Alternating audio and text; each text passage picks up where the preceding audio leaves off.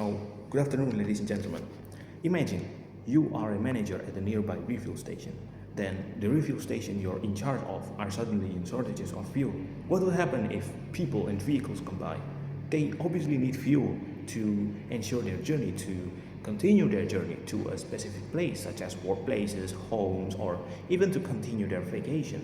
And you, as the manager, because of the refuel station you are in charge of, are empty of stocks.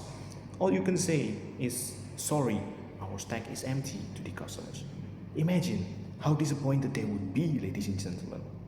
Now, that is what we are going to discuss based on the motion. This House believes that the Ministry of Trade should ban Warung Madura and similar 24-hour micro-retailers from selling subsidized fuel such as Pertalite in retail bottles such as Pertamini.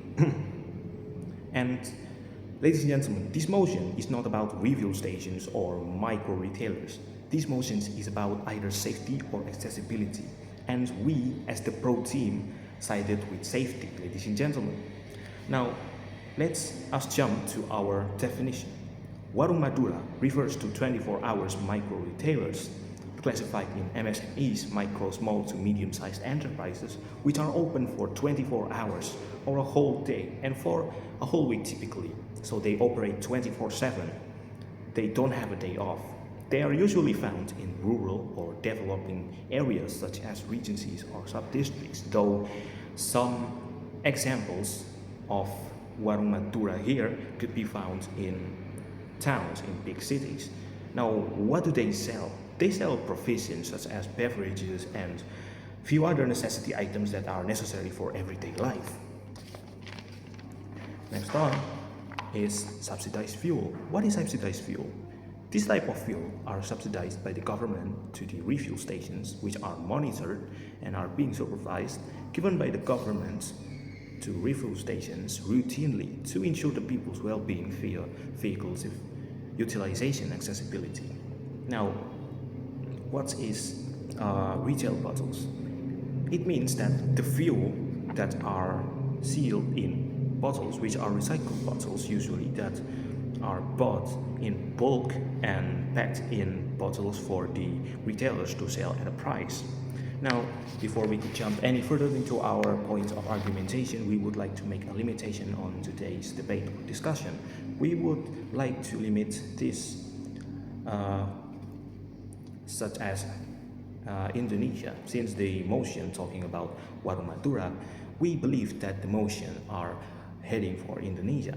We would like to limit this to regency area, or you would call it in Indonesia kabupaten, which are obviously larger than sub-districts and smaller than provinces.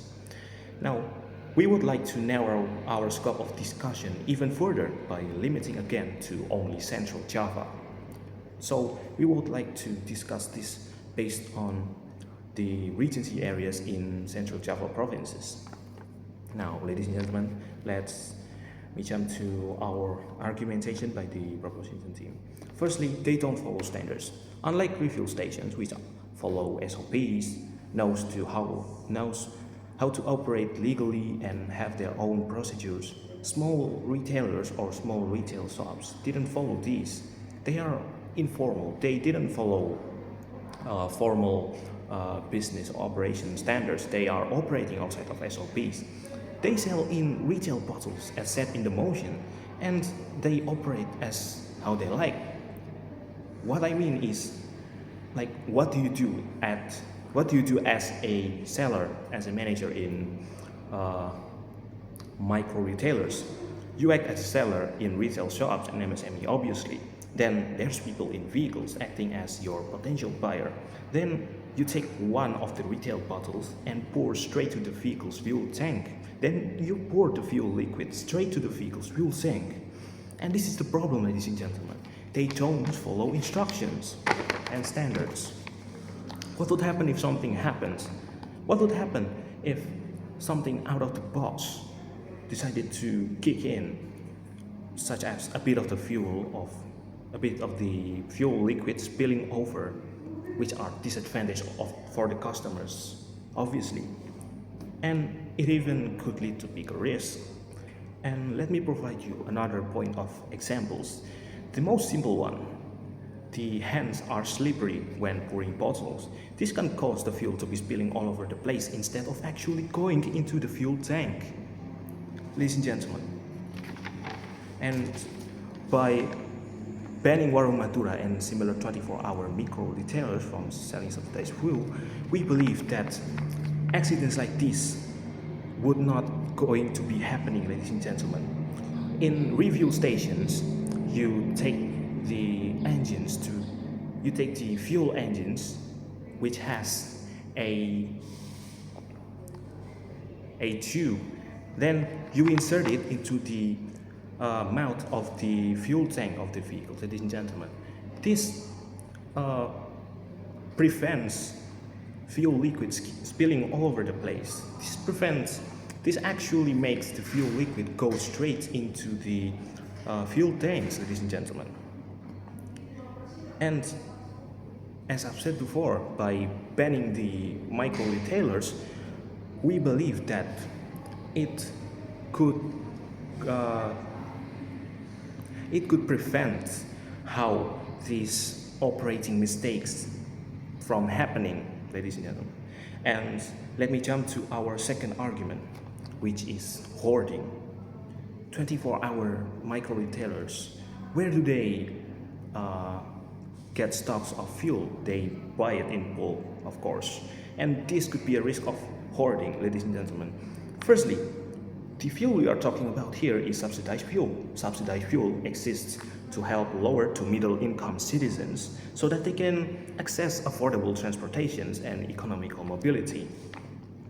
And this could lead to shortages, ladies and gentlemen, such as I've said before in the start of our video discussion here.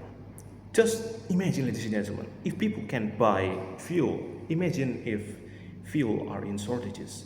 This increases Indonesia's dependency to fuel.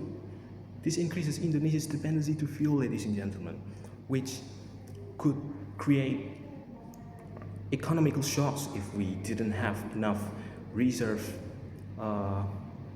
finances, if we didn't have enough finance reserves. And by banning the warung Madura and similar 24-hour micro retailers, we believe that we can reduce the chances of these happening, reduce the chances of shortages happening. And ladies and gentlemen, by the arguments of how the micro retailers don't follow standards and also how this could lead to micro retailers to hoarding and could lead to economical shortages further, we as the proposition team would like to propose this motion.